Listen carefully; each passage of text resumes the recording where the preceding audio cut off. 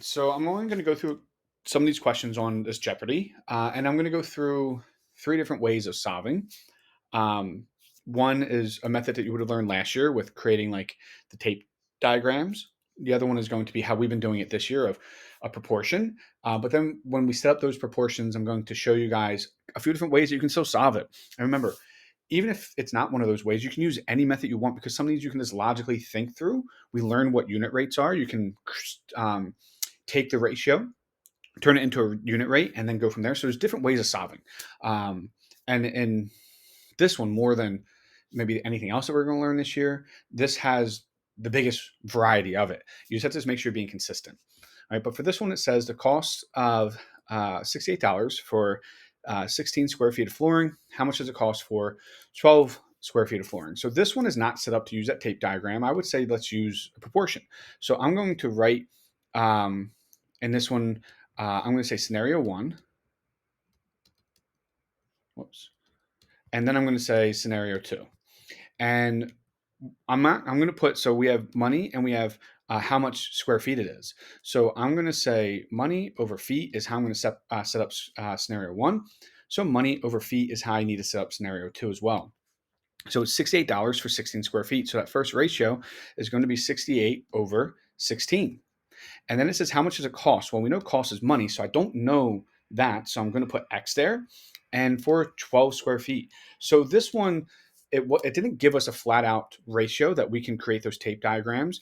And here, it is set up, I think, easiest for us to use that cross multiplication. Because as we talked about before, if we know 1/2 and 3/6 are equal in fractions, well, we know that they're cross products. So 1 times 6 is 6, and 2 times 3 is also 6. We know that they're going to be equal. So when we know the ratios are equal to begin with, then we know their cross products are going to be equal as well.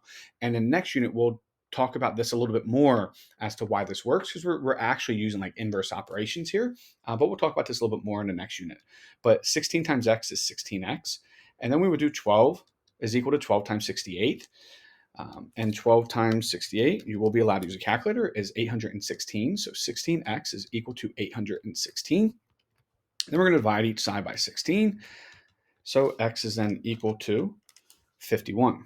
So that means that it will be $51 for 12 square feet. So that's what I mean. It's good to know a variety of ways of solving these because sometimes it's not set up in a good way for one of them, and it's set up a little bit better for the other.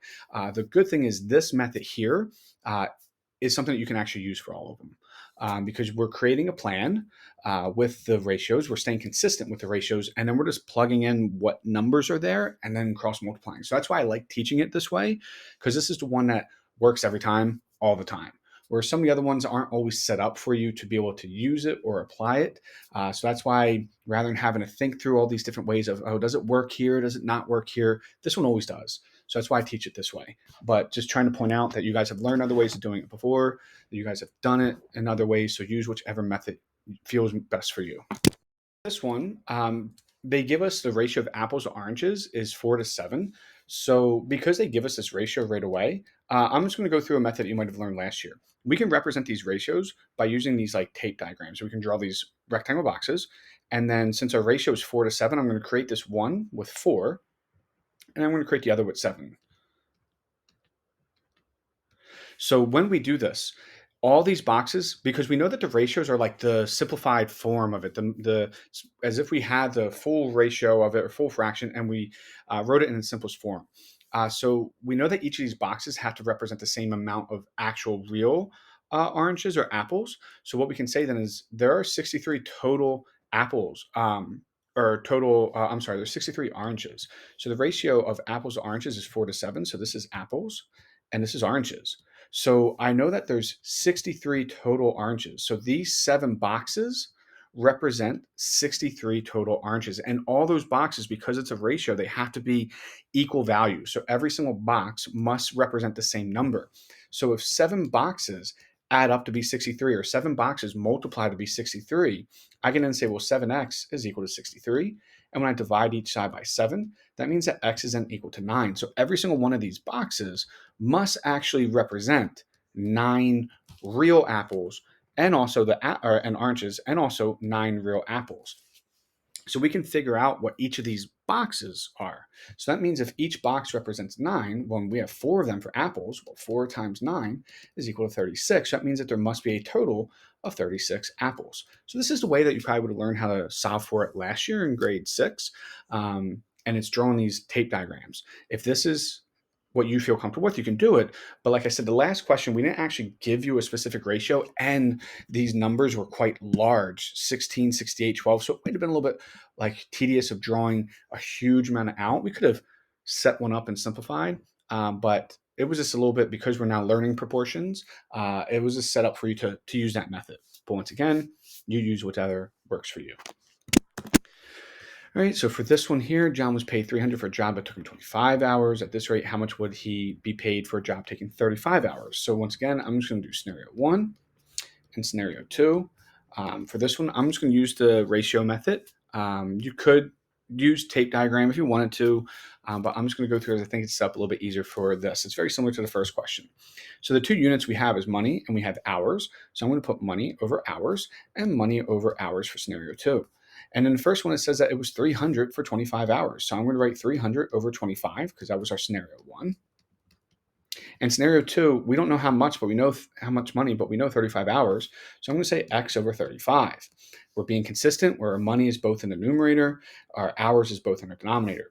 And since they're being getting paid at the same rate, I know that they're equal to each other, and I can go ahead and do my cross multiplying. So I get 25x is equal to 300 times 35. And you're allowed to use a calculator, which is an equal to 10,500. Whoops. 10,500. And then I'm going to divide each side by 25. And that will give me $420. So x is equal to 420. So that means that they would make $420 if they were to work 35 hours. And there's different ways that you can go about solving this as well. We could have, within this fraction, said, okay, well, both of these are divisible by 25. So I could have rewrote this in its simplest form and said, well, this is 12 over 1. And this is now coming back to the unit rates that we learned. So that means that he's making $12 for every single hour that he works. So we say, okay, well, we are then working 35 hours, multiply 35 from that 1. So we can then just have done 12 times 35 to figure out how much money he would have made as well, which is still 420. So there's different ways you can go about solving this. We could have changed this to a unit rate, which is what we learned this year, or we could have just cross multiplied. So it's really up to you and what you feel most comfortable with. Okay, there's just 2 more questions. This one and one more I'm going to go through. So from here, it says that Lily and Tom both ran for student council. The ratio of votes for Lily to the total number of votes. So here they give me a ratio. So now when I write this down, it's not scenario 1, it's ratio. And the ratio is Lily to total.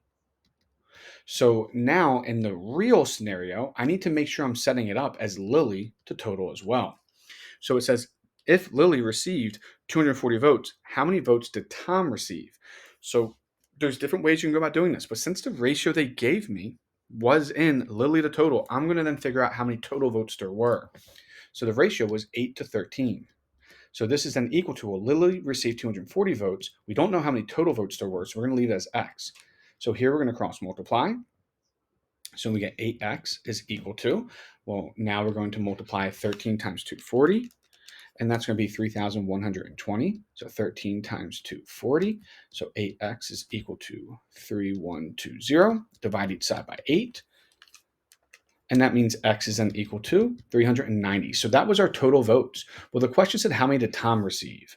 So we can then say, well, Lily received 240. So 390 minus 240, that's 150. So Tom received 150 votes. So in this case, we could have left it in our total form and then subtract at the end. Once again, there's different ways of solving this. We went through it in class a different way as well. Up to you of how you want to do this. All right, and then the last one I'm going to go through is this, because this is another way of using our tape diagram. And actually, because we don't know how to solve more complex proportions, tape diagram is the best way for this. The ratio is 5 to 7, so I'm going to draw 1, 2, 3, 4. 7. 1, 2, 3, 4, 5, 6, 7. And then from here, it's boys to girls.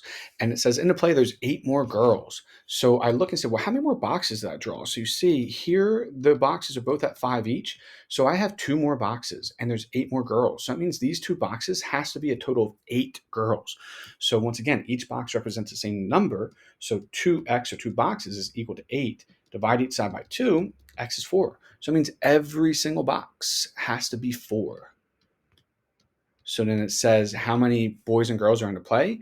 I'll make sure this is written more clear. I meant individually how many boys are there and how many girls are there. So we have 5 boxes that are 4 each. So we have 20 boys. And we have 7 boxes that are 4 each. So it's 28 girls. All right. Next class, we will go over some more questions. So we'll be able to go through any of these other types that you had questions on, but this is what I was just doing for now.